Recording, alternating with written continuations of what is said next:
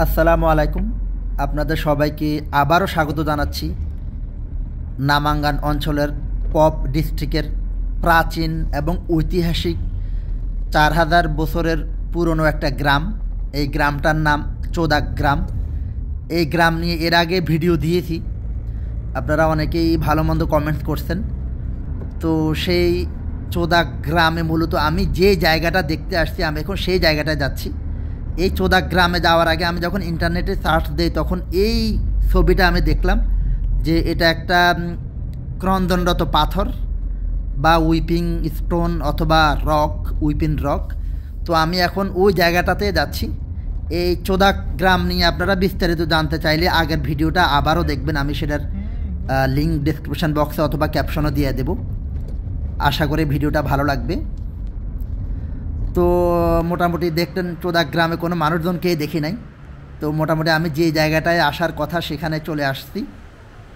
আপনারা হয়তো বা শব্দ শুনতে পারতেছেন পাহাড়ি ঝর্ণার। তো এখানটাই হলো উইপিং রক বা স্টোন, ক্রন্দনরত পাথর। তো এটার ইতিহাসটা একটু ভিডিও দেখতে দেখতে আপনারা একটু জানতে পারবেন, একটু ফিল করার চেষ্টা করবেন। আমি কোনো ধরনের একটা মিউজিক বা অন্য কোনো কখনো ইউজ করে না, যাতে আপনারা একদম মানে রিয়েলি জায়গাটার সাথে একটা কানেকশান ফিল করেন। আর শব্দটা হয়তো বা শুনতেছেন আমার কথার ফাঁকে ফাঁকে। আমি মূলত এই জায়গাটা দেখার জন্যই চোদাকে আসার ব্যাপারে আমার অনেক আগ্রহ।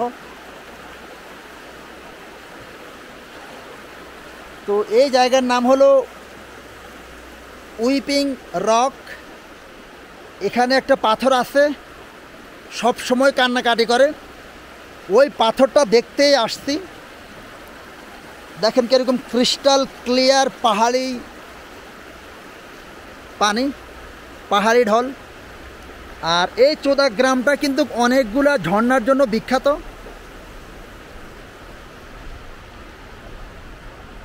এই চোদাক গ্রাম প্রায় ৪,০০০ বছরের কি বলি ৪,০০০ বছরের ইতিহাস আছে এই গ্রাম নিয়ে। তো আমি এই গ্রামটা আসলাম এবং আমি নিজেকে খুবই ভাগ্যবান মনে হচ্ছে, কারণ এই গ্রামে শুধু আমি না, এর আগে আলেকজান্ডার দি গ্রেট সেও কিন্তু এখানে আসছে।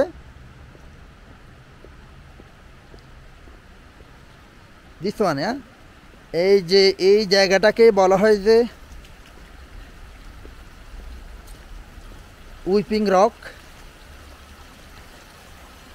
এবং এটা একটা পাথর কিন্তু। ওকে, এখানে এসে ওকে আচ্ছা, এটার ইতিহাসটা যদি একটু বলি। ওকে, 1 মিনিট, 1 মিনিট। দেখেন, এটা কিন্তু উপর থেকে কোনো ঝর্ণা না, জাস্ট পাথর থেকে কিন্তু এই পানিটা আসে, পাথরের ভেতর থেকে একদম। আপনারা যদি ক্লোজলি খেয়াল করেন, এটা পাথরের ভেতর থেকে এই পানিটা আসতেছে।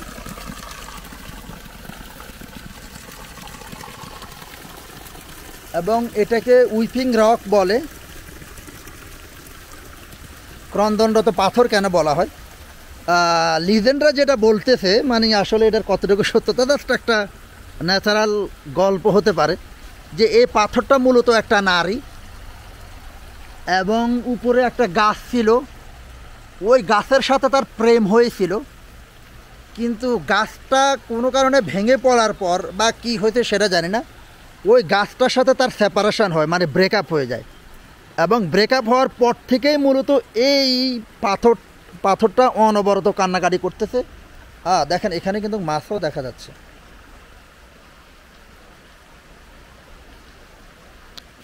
মাছও দেখা যাচ্ছে, ফিশ, রিবা।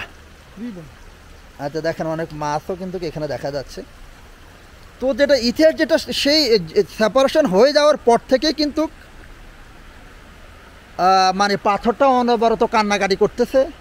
এবং ইন্টারেস্টিংলি দেখেন, এই যে পানিটা, শীতকালে কিন্তু এখানে সব কিছু বরফ হয়ে যায়, কিন্তু এই জায়গাটার পানি কিন্তু বরফ হয় না, এটা অনবরত সব সময় এরকম হতেই থাকে।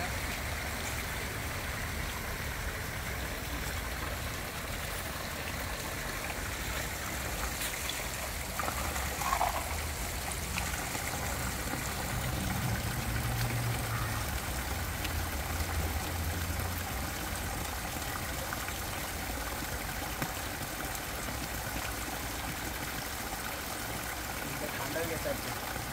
এত ফ্রেশ পানিটা এবং এত ক্রিস্টাল ক্লিয়ার।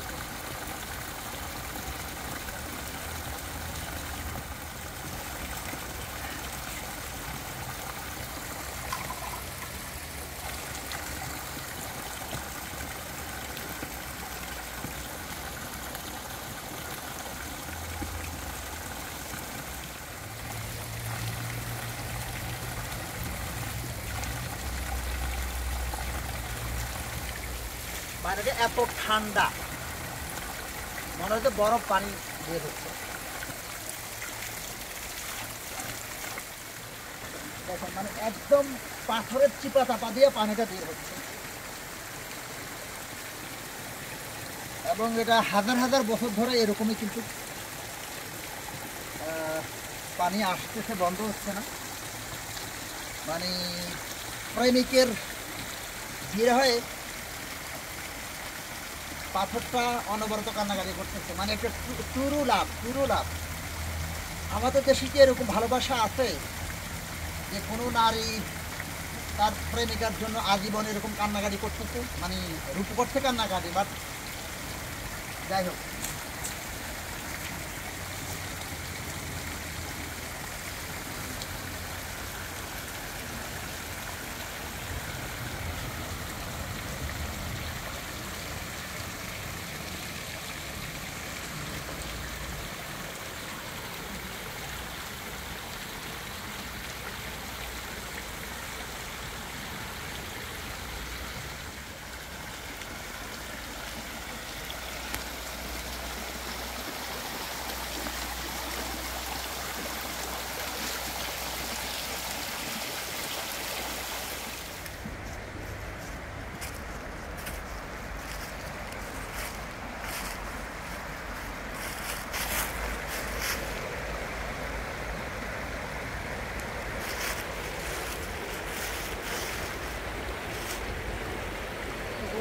এত ঠান্ডা পানি।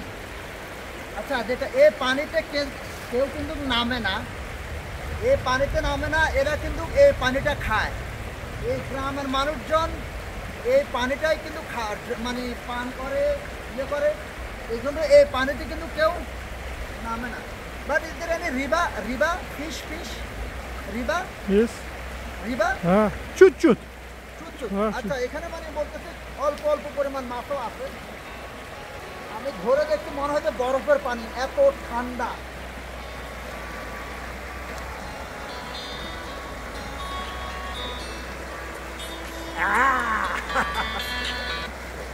আমি জুতা খুলে নামতে চাইছিলাম, কিন্তু ও নিষেধ করতেছে, বলতেছে না এই পানি আমরা খাই, এই পানিতে নামা যাবে না। ভিডিও করতাম না।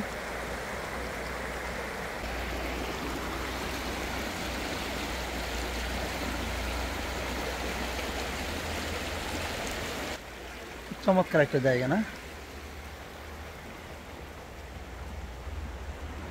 এরকম জায়গাগুলোতে অনেক দিন ধরেই আমার খুবই ইচ্ছে ছিল আসার জন্য, তো আজকে আসতে পারলাম। এখন তোরা গ্রামে এসে ঘুরতেছি, অনেক ভালো লাগতেছে।